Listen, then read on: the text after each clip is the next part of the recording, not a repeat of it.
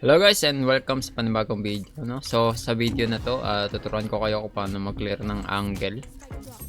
So mga ano lang to, mga nahihirapan mag-climb ng rank o competitive ka ganyan, ba? So yung pinaka-common pinaka laging ginagawa ng player sa Valorant is yung pinaka-common na pick, no? So tawag dito picking common angle.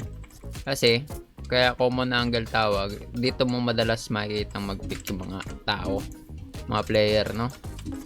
So ang common angle is picking na para kang naka-wall hack. Iniisip mo nandun na kagad yung kalaban, no? So nyari dito, ba? Nasa B site tayo, B entrance.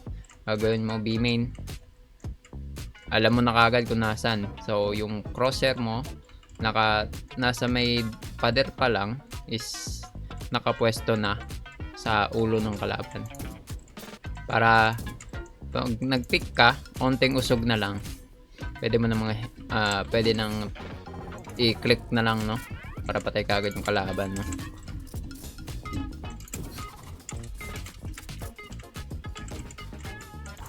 Okay, tapos yung pangalawa natin, tawag nila kasi dito smoothing.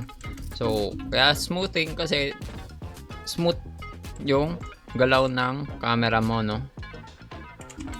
So paano mo gagawin yon? Kailangan mo lang idikit yung crosshair mo malapit sa pader, no? So kung ito yung pader, ito yung sulok ng pader, didikit mo lang malapit.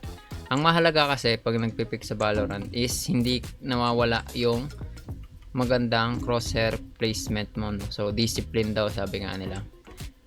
So yun, gagawin mo ba, didikit mo dito and lagi kang head level, no? So paano mo lilinisin o i-clear yung dadaanan mo, ganyan lang, oh. So hindi makita mo din dito kung tama yung sensitivity ng ano mo. Pero more or less, ganyan yun. Didikit mo lang sa para kung may lumitaw, common angle man yan, off angle. By the way, ang off angle is picking kung saan hindi ini-expect ng kalaban, no? Kunyari dito, off angle to. Bakit? Kasi pag nag-miss ka, hindi ka makaka-cover kaagad, tatakbo ka pa. Maliban na lang kung jet ka, no? Dito, off angle to, no? So off angle tawag doon. Pero pang counter ng off angle is tong smoothing. Kaya mahalaga alam mo nyo yung smoothing, no? Pangalawa, ito naman pag nag-i-split, yung pangatlo pala, ito naman mahalaga din to. Pag hindi kayo makapasok, syempre mag-i-split kayo or ikaw, since magaling ka ganun. Joke lang. So gagawin mo dito is kung makikita nyo kasi pag nagle left and right kayo, hindi rinig yung sound or wala siyang footstep na maririnig ng kalaban. So you take your enemy by surprise. Gagawin mo kaya ng dati, common angle, or pwede din naman smoothing, or ang tawag pala nila dito sa isang to is slicing the pie, no? Ito pala yung pangatlo natin dapat. So how you slice the pie is the same. Kung yung smoothing is smooth, ito naman para kang naglalag or nagka-cut, diba? Nisa-isa mo.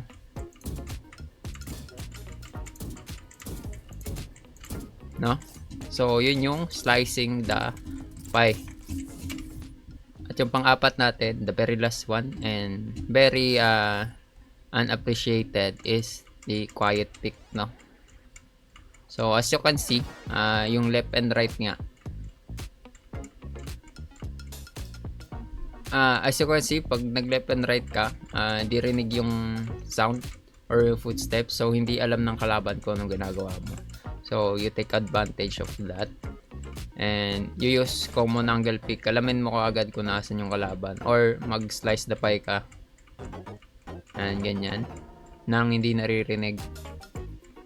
Then, pick. Like that. No? So, yun yung 4 na ways to clear, no? Meron pang iba, syempre. You can bait the op. Pag alam mo may op sa kalaban, ganyan. At hindi din dapat nagda-dry pick. Kung alam mong nag-hard sila, hard push, diba? You can flash. You can use your flash or your smoke to clear angles. But most importantly, no, para ma-clear mo talaga is you need to have good crosshair placement. Kailangan lagi nasa ulo yung crosshair mo. Kasi kung hindi nasa ulo, lugi ka sa sa reflex. Maliban na lang kung masyadong mabilis yung microflex mo. Kung ma-adjust mo kagad yung crosshair mo, okay din. Pero madalang yung ganun, no? So you need to rely on your crosshair placement most of the time. Oh, I guess that's it, no? Yun lang yung 4 na ways to clear angles on Valorant. I hope you learned something, no? At kung nagustuhan mo yung video, please subscribe ka naman dyan sa ating channel. Like the video and comment down below, no, kung anong mali o kung ano man suggestion nyo about this video. And see you guys in the next video.